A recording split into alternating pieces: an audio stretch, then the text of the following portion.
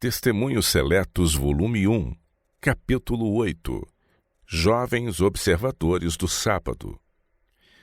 Em 22 de agosto de 1857, estando eu na casa de oração em Monterey, Michigan, foi-me mostrado que muitos ainda não ouviram a voz de Jesus e a salvadora mensagem ainda não lhes tomou posse da alma, operando uma reforma na vida. Muitos dos jovens não têm o Espírito de Jesus. O amor de Deus não lhes está no coração. Portanto, toda tentação natural tem a vitória, em vez de terem-na o Espírito de Deus e a salvação. Os que possuem realmente a religião de Jesus não se envergonharão da cruz, nem temerão carregá-la perante os que têm mais experiência que eles. Caso almejem fervorosamente andar direito, desejarão todo o auxílio que possam obter dos cristãos de mais idade. De boa vontade serão por eles ajudados. Os corações que se acham aquecidos pelo amor de Deus não serão entravados por bagatelas na carreira cristã. Falarão daquilo que o Espírito de Deus opera no interior. Cantarão isto, orarão sobre isto. É a falta de religião, a falta de vida santa que torna os jovens tardios. Sua vida os condena. Sabem que não vivem como os cristãos devem viver, por isto não têm confiança em Deus nem na igreja.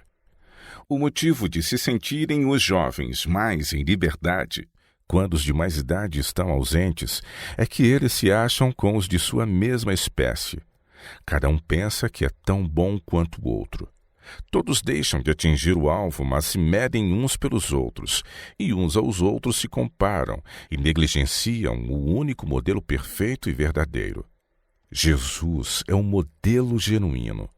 Sua vida de sacrifício, eis nosso exemplo. Vi quão pouco era tido em conta o modelo, quão pouco exaltado diante deles, quão pouco sofrem os jovens ou se negam a si mesmos por sua religião.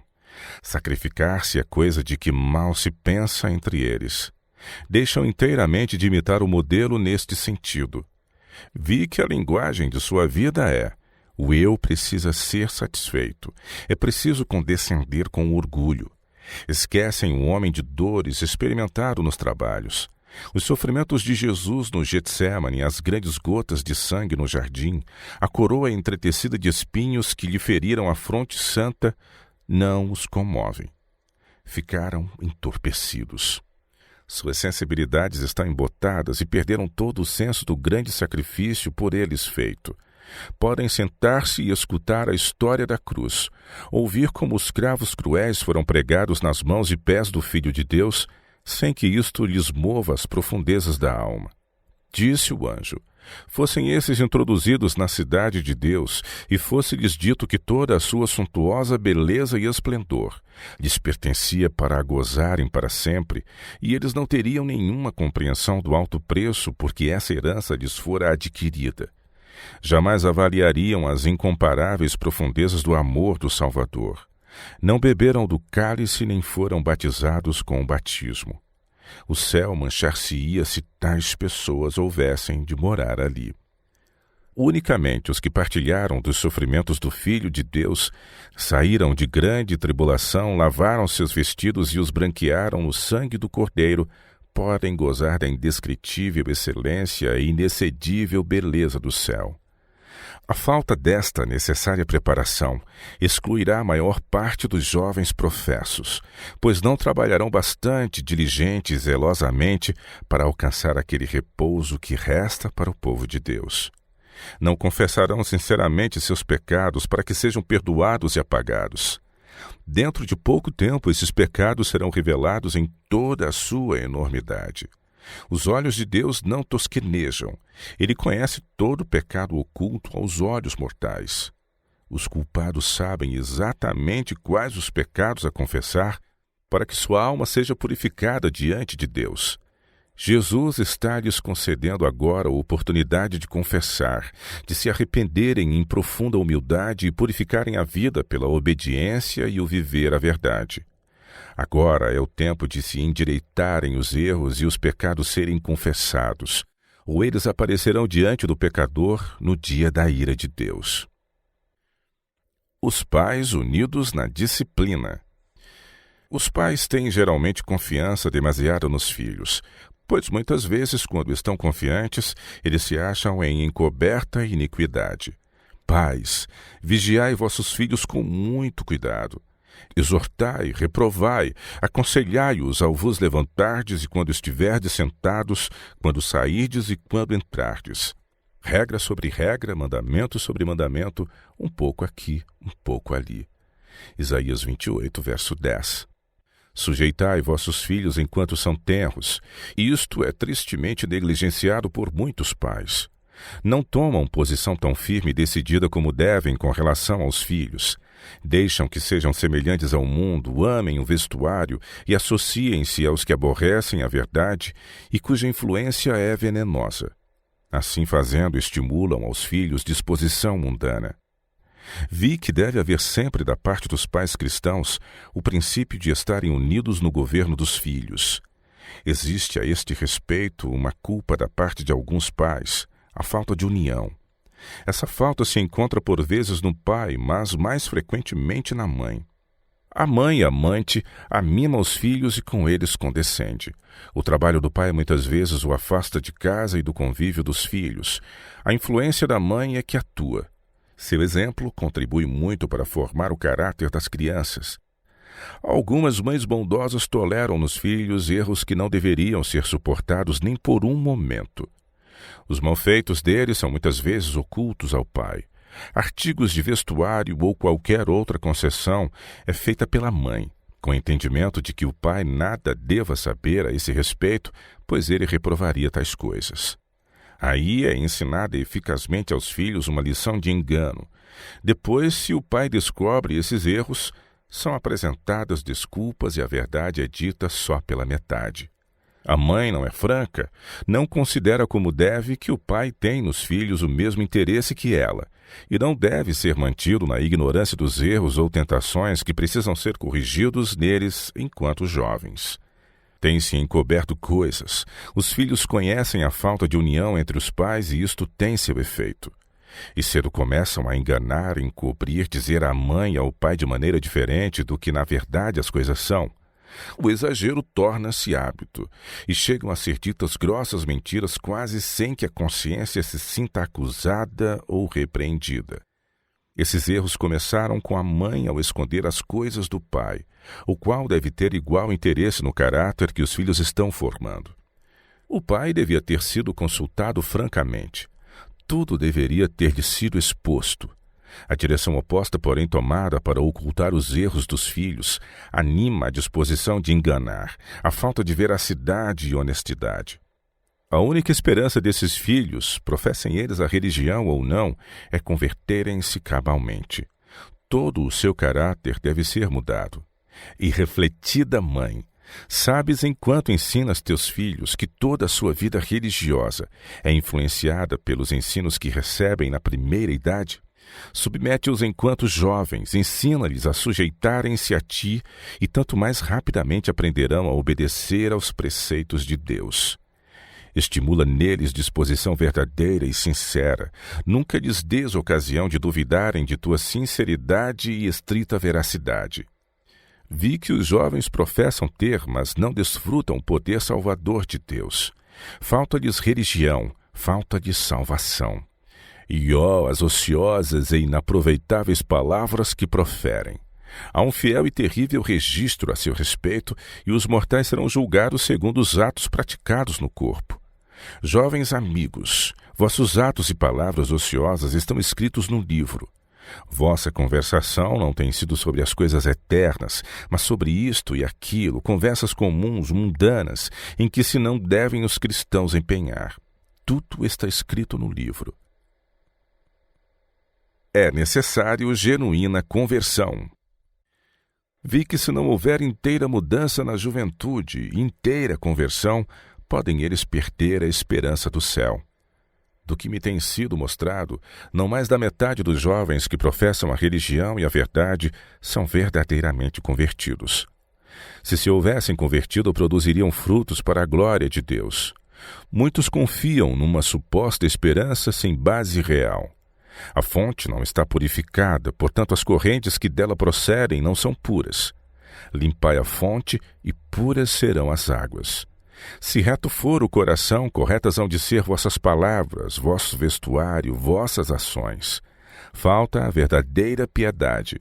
Eu não desonraria meu mestre a ponto de admitir que seja cristã a pessoa descuidosa, frívola, que não ora. Não, o cristão alcança a vitória sobre os pecados que o espreitam, sobre suas paixões. Há remédio para a alma enferma de pecado. Esse remédio está em Jesus. Precioso Salvador, sua graça é suficiente para o mais fraco dos seres, e o mais forte precisa também possuir sua graça, do contrário, perecerá. Vi como essa graça poderia ser obtida. Ide ao vosso quarto, e ali a sós rogai a Deus. Cria em mim, ó Deus, um coração puro, e renova em mim um espírito reto. Salmo 51, verso 10. Sede fervorosos, sede sinceros. A oração fervente pode muito. À semelhança de Jacó, lutai em oração, angustiai-vos. Jesus, no jardim, suou grandes gotas de sangue. Deveis fazer um esforço. Não deixeis vosso aposento enquanto vos não sentirdes fortes em Deus.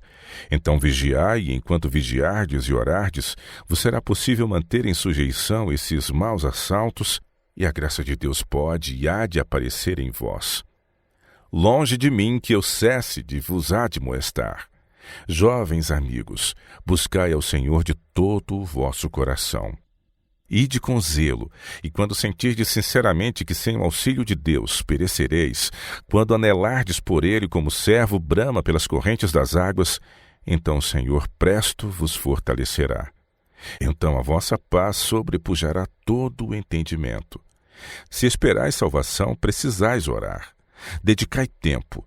Não sejais apressados nem descuidosos em vossas orações. Rogai a Deus que em vós opere completa reforma, que os frutos do seu Espírito habitem em vós e brilheis como luzes no mundo. Não sejais obstáculo nem maldição para a causa de Deus. Podeis ser um auxílio, uma bênção.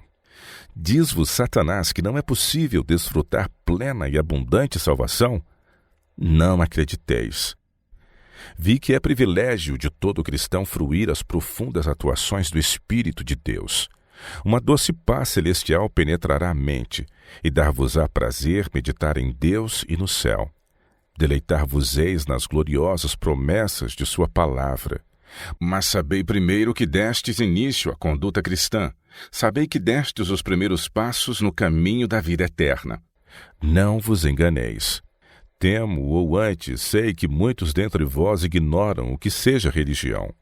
Tendes experimentado alguma emoção, mas nunca vistes o pecado em sua enormidade. Jamais sentistes vossa arruinada condição, desviando-vos dos vossos maus caminhos com amarga dor. Nunca morrestes para o mundo. Sois ainda amantes de seus prazeres, apreciais entreter-vos em conversa sobre assuntos mundanos. Ao ser, porém, apresentada a verdade de Deus, nada tendes a dizer. Por que assim silenciosos? Por que tão loquazes sobre coisas mundanas e tão mudos sobre o assunto que mais vos deveria interessar?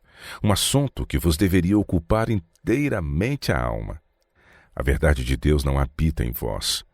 Vi que muitos são justos em sua profissão de fé, enquanto interiormente há corrupção. Não vos enganeis, professos crentes de coração falso. Deus olha o coração. Do que há em abundância no coração, disso fala a boca. Mateus 12, 34. Vi que o mundo está no coração desses, mas a religião de Jesus não está aí. Se os professos cristãos amam mais a Jesus que ao mundo, gostarão de falar nele o seu melhor amigo, em quem se concentram suas mais altas afeições. Ele veio em auxílio deles quando sentiram sua condição de perdidos prestes a perecer. Quando cansados e carregados de pecado, volveram-se para ele. Jesus lhes removeu o fardo da culpa e do pecado, tirou-lhes a dor e o pranto e mudou toda a direção de suas afeições. As coisas que outrora amavam agora aborrecem, e as que aborreciam amam agora. Jesus requer tudo. Processou-se acaso em vós esta grande mudança? Não vos enganeis. ou eu nunca proferiria o nome de Cristo, ou lhe daria todo o meu coração, meu inteiro afeto. Devemos experimentar a mais profunda gratidão por Jesus aceitar essa oferenda. Ele requer tudo. Quando somos levados a render-nos às suas solicitações e a renunciar a tudo, então e só então lançar-nos a Ele em torno os braços de misericórdia. Mas que damos nós quando tudo entregamos? A alma poluída do pecado para que Jesus a purifique, limpe por sua misericórdia, salve-a da morte por seu incomparável amor. E todavia eu vi que alguns achavam difícil entregar tudo. Envergonho-me de o ouvir, envergonho-me de o escrever. Falais em abnegação? Que deu Cristo por nós? Quando julgais ser demais que Cristo exija tudo, dirigi-vos ao Calvário e chorai ali por esse pensamento.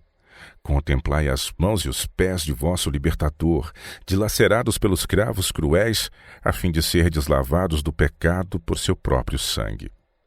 Os que experimentam o amor de Deus, esse amor que compele, não perguntam quão pouco se pode dar para alcançar a recompensa celeste, não pedem a mais baixa norma, antes aspiram à perfeita conformidade com a vontade de seu Redentor.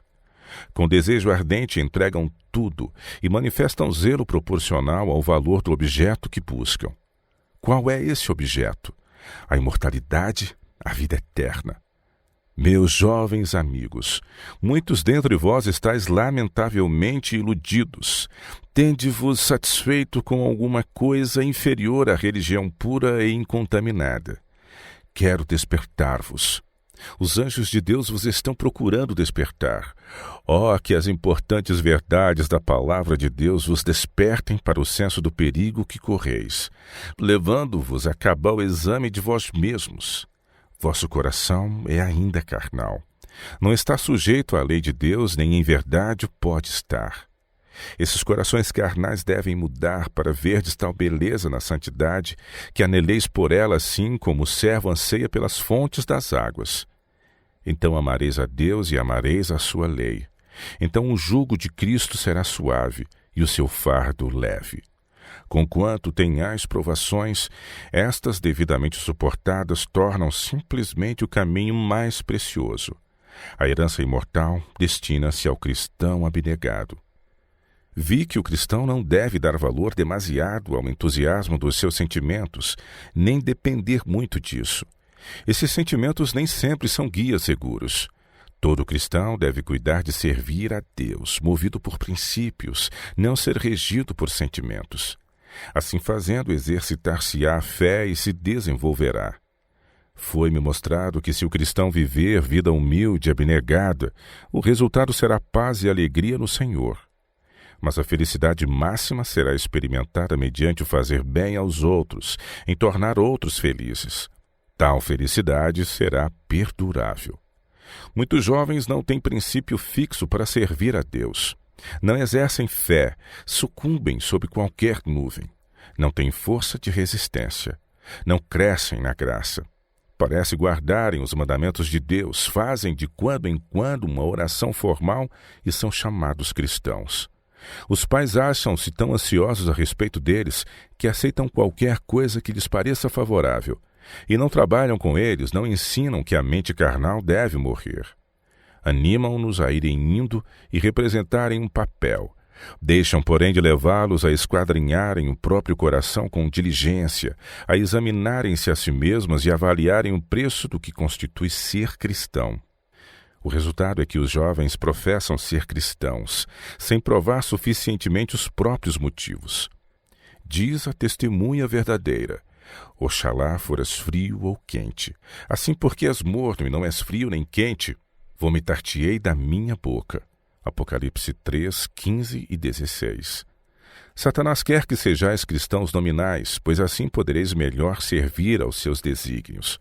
Se tendes uma forma de piedade, não a piedade verdadeira, ele vos pode usar para seduzir outros ao mesmo caminho, isto é, a se iludirem a si mesmos. Algumas pobres almas olharão para vós em vez de porem os olhos na norma bíblica, e não chegarão mais alto. São tão bons quanto vós e ficam satisfeitos. Insiste-se muitas vezes com os jovens para cumprirem deveres, para falar ou orar nas reuniões. Insiste-se para morrerem para o orgulho. São instigados a cada passo. Tal religião de nada vale. Transforme-se o coração carnal e não vos será tão enfadonha a tarefa servir a Deus, ó vós, professos de coração frio. Todo aquele amor do vestuário e orgulho da aparência desaparecerão. O tempo que passais diante do espelho arranjando os cabelos a fim de agradar à vista deve ser empregado em oração, a fazer exame interior. Não haverá no coração santificado lugar para o adorno exterior. Antes haverá diligente e ansiosa busca do adorno interior, as graças cristãs, os frutos do Espírito de Deus.